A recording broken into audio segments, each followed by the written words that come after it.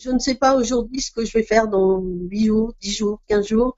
Est-ce que moi aussi, je ne vais pas trouver le moyen de rester à la maison, de m'arrêter, je vous le dis franchement, parce que j'ai trop peur.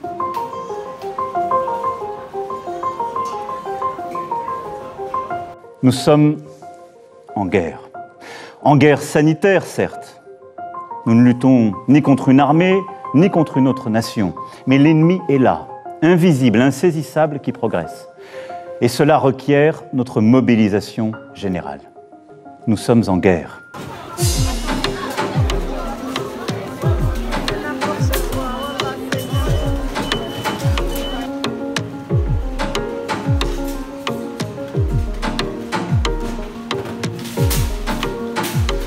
Quand on est caissière et qu'on entend des gens qui passent à la caisse et qui te disent « Regarde la dame, si tu fais pas d'études, tu finiras en caissière comme elle ».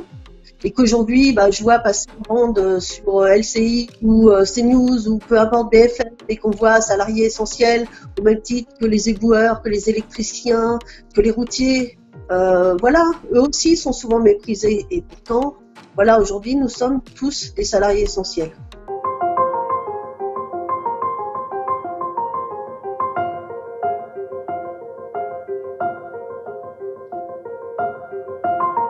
Chaque caissière a son flacon de gel individuel qu'elle transporte avec elle partout et qu'elle enferme dans son casier. Par contre, zéro masque, personne n'a de masque. Nous avons réussi à avoir des bouts de gants en latex, donc voilà, nous les changeons le plus souvent possible. Et cette semaine a commencé l'installation de vitres en plexiglas sur la plupart de nos quais. Mais les plexiglas, suivant comment ils sont installés, il faut savoir que quelquefois ça ne couvre qu'une infime partie face aux clients. Hein. Ils sont parfois très mal installés, donc c'est pas non plus le remède absolu à mon sens. Hein.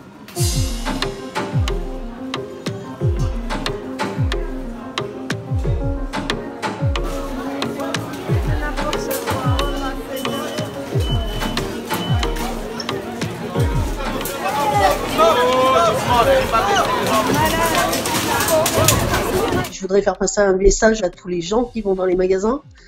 S'il vous plaît, apprenez le civisme, respectez les gens qui travaillent, pensez aux employés de rayon qui sont à bout. J'ai vu des gens pleurer sur les palettes, effondrés. Les drivers qui n'en peuvent plus. J'ai ma driveuse dans mon magasin qui s'est effondrée en larmes dans mes bras l'autre jour, malgré la distance qu'on devait garder. Elle n'en pouvait plus. C'est des dizaines et des dizaines de commandes qui affluent. Eux, quand ils livrent, ils n'ont pas de masque non plus, ils sont en contact direct avec la clientèle. Ils se font disputer parce qu'il y a beaucoup de manquants. Les magasins sont dévalisés, donc les manquants sont là. Donc voilà, ça entraîne tout un système qui est catastrophique pour les employés de magasins. Oui.